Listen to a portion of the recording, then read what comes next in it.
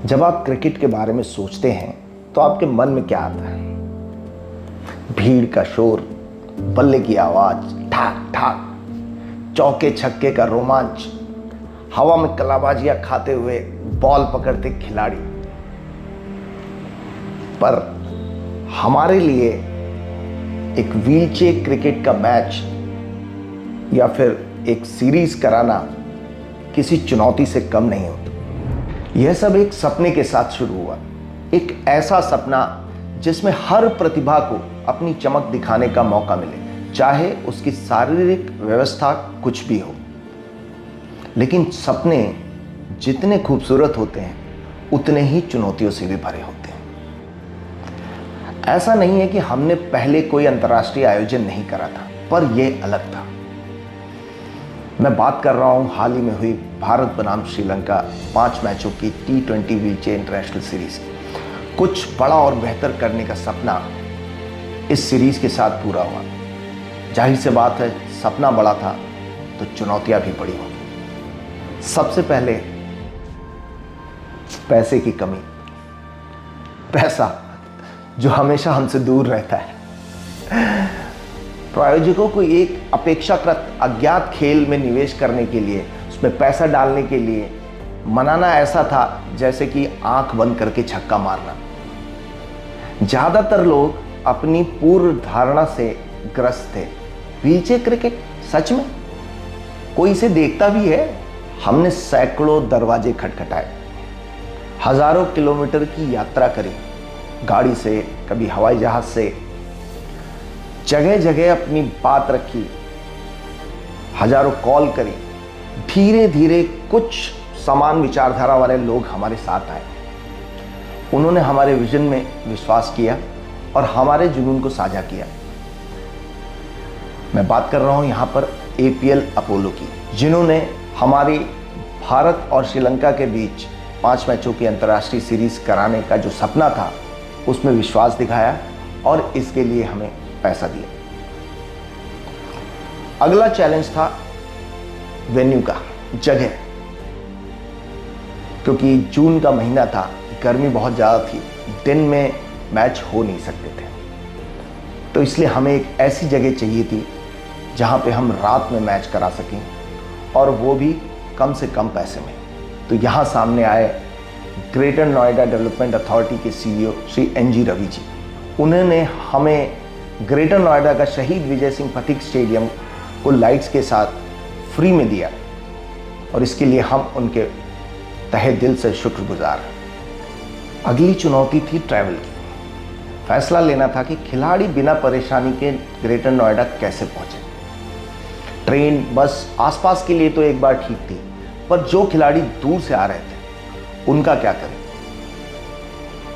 केवल एक ही तरीका था उनको हवाई जहाज से ग्रेटर नोएडा बुलाने की, और अंत में यही फैसला लिया गया कि भारत और श्रीलंका दोनों ही देशों के सभी खिलाड़ी हवाई मार्ग से ग्रेटर नोएडा पहुंचेंगे। ये मुश्किल फैसला था क्योंकि पैसे लगते हैं, पर जरूरी था। और इसका कारण यही है कि अभी जो माध्यम है इसके सिवा वो बहुत ज़्यादा व्हीलचेयर पे बैठे हुए लोगों के लिए एक्सेसिबल नहीं है। ट्रेन से आप 200-400 किलोमीटर तक की यात्रा कर सकते हैं, उसके बाद वो मुश्किल हो जाता है। बस से आप यात्रा कर ही नहीं सकते। तो इसलिए ये जरूरी था कि हम सबसे सुगम माध्यम जो कि हवाई मार्ग है उसका ही चयन करें, और हमने वही करा।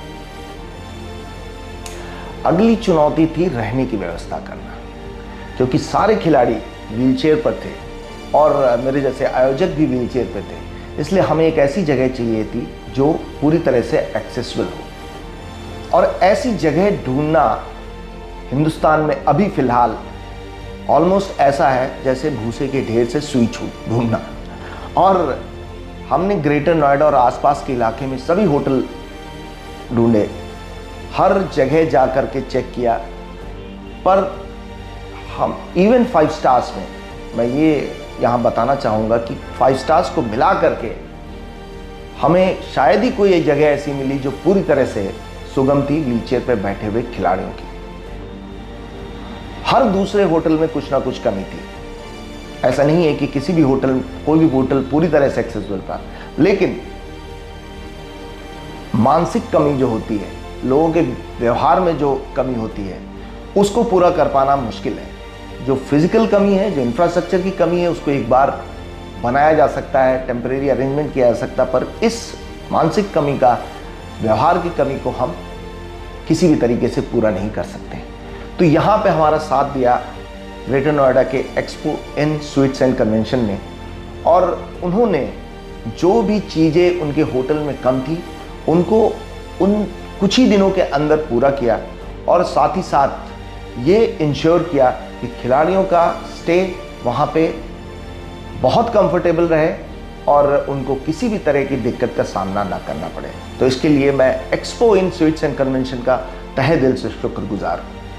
ऐसी छोटी बड़ी कई समस्याएं थीं जो इस तरह के आयोजन को मुश्किल बनाती हैं, और इन सब के कोर में जो सबसे पहली समस्या है वो है पैसे की कमी। आज भी हमारा ज़्यादातर काम वो डोनेशन के पैसों से चलता है।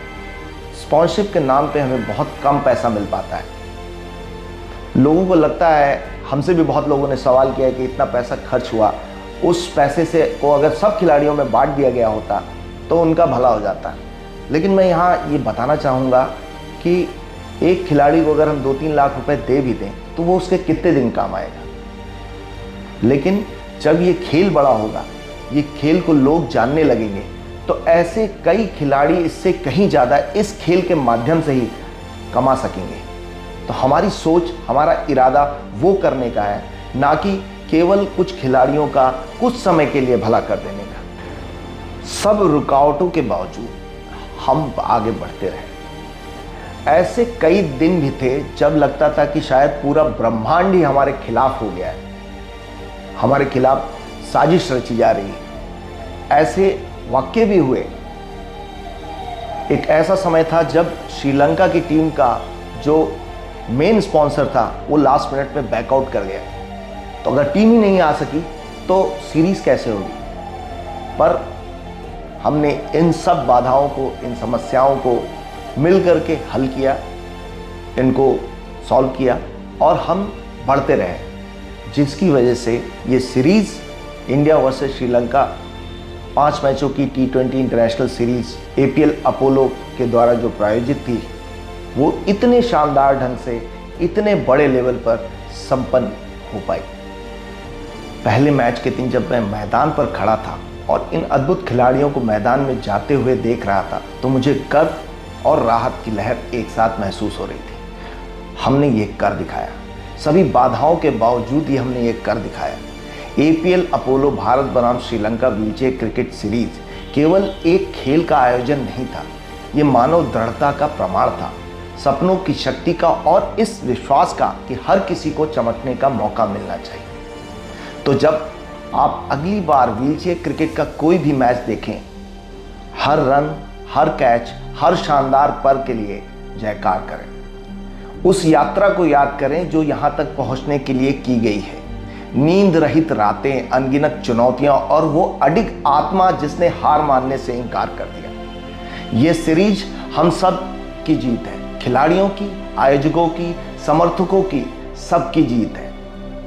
यह प्रमाण है कि कोई सपना बहुत बड़ा नहीं होता, कोई चुनौती अजेय नहीं है, और यही मेरे दोस्तों खेल की सच्ची भावना है। धन्यवाद। जय हिंद।